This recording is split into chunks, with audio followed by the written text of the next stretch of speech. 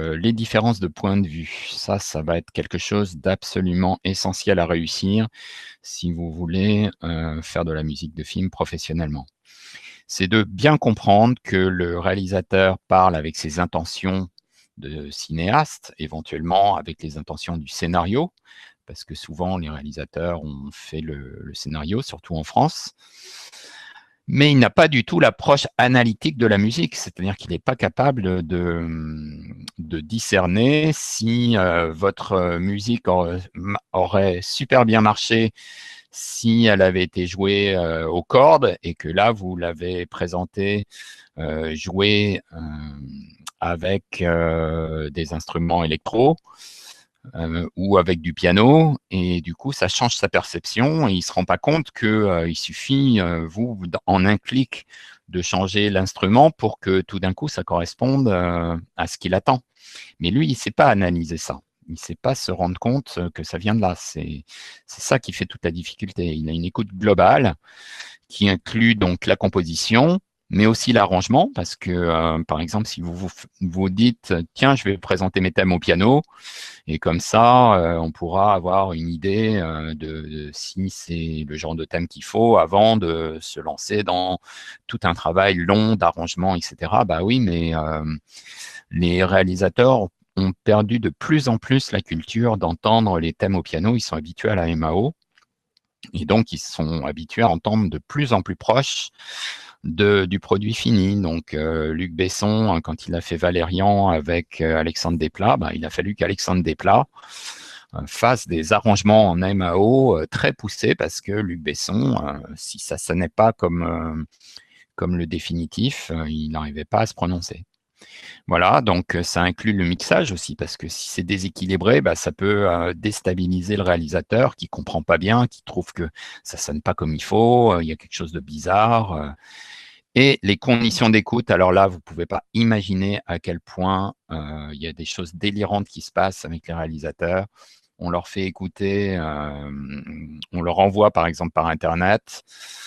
Ils écoutent, eux, sur leur poste de travail, ça leur plaît pas du tout. On les fait venir au studio, on leur fait écouter la même chose identique dans des conditions de studio où ils entendent un bon son, un bon équilibre. Et là, tout d'un coup, ils sont persuadés que c'est complètement différent et que là, cette fois-ci, c'est fantastique, alors qu'en fait, vous aviez envoyé exactement la même chose. Donc ça, c'est toute la difficulté du réalisateur qui n'a pas l'analyse de si quelque chose le perturbe, il ne sait pas d'où ça vient. Donc il dit globalement, ça ne me va pas, alors que si ça se trouve, il suffirait de changer un paramètre. Voilà. C'est pour ça que parfois, il faut être capable de travailler très vite et de travailler éventuellement en présence du réalisateur si on se retrouve devant des situations de blocage. Le producteur, lui, c'est celui qui doit vous payer. Donc, lui, sa préoccupation, elle est différente. C'est-à-dire qu'il se dit, est-ce que vous allez livrer à temps? Est-ce que vous avez fait vos preuves déjà? Est-ce que vous avez des références qui peuvent le rassurer?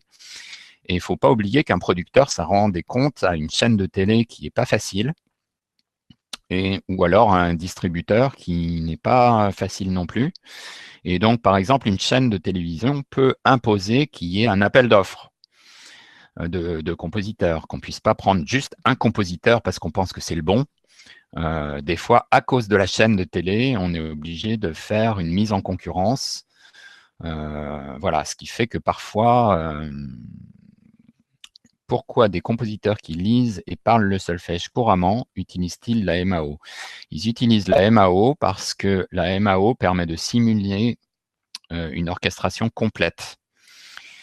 Et donc, avant d'aller faire une séance d'orchestre qui va coûter des dizaines de milliers d'euros, on peut tout à fait reproduire l'orchestration complète sur un logiciel de MAO pour peu qu'on ait, alors là, le cours de MAO, c'était samedi dernier, pour peu que l'on ait les banques de sons qui vont bien, que l'on ait le savoir-faire pour simuler suffisamment correctement l'orchestre à partir de son logiciel de MAO, parce que les réalisateurs ne lisent pas les partitions. Les réalisateurs ont du mal à imaginer votre musique si vous leur jouez simplement au piano. La technologie est castratrice, oui, tout à fait, si on ne la maîtrise pas. Si on ne la maîtrise pas, elle est castratrice. Si on la maîtrise, elle devient un outil fantastique et les possibilités sont infiniment supérieures aujourd'hui à celles qu'avait, il n'y a qu'à écouter un peu ce que Hans Zimmer arrive à produire comme musique par rapport à John Williams, qui reste un maître extraordinaire de la musique acoustique. Mais Hans Zimmer a la dimension MAO en plus, et c'est ce qui fait qu'il a un son absolument incroyable sur la plupart de ses films. Sur Inception, c'est extraordinaire ce qu'il a réussi à créer comme univers sonore, en mélangeant de l'électro avec de l'acoustique. Le son qu'il a sur Pirates des Caraïbes, c'est assez fantastique. Inception, on ne retrouve que des sons numériques épiques. Bon, ça c'est subjectif. Bon, là, c'est Franck, là, c'est ton point de vue. Voilà, il y en a qui considèrent que le meilleur compositeur de musique de film, c'était Prokofiev, parce qu'il a fait des musiques de film assez exceptionnelles, qu'on joue en concert, etc. Maintenant, quand Isaac Perlman, le violoniste qu'on a vu tout à l'heure, joue en concert, on ne lui demande pas de jouer...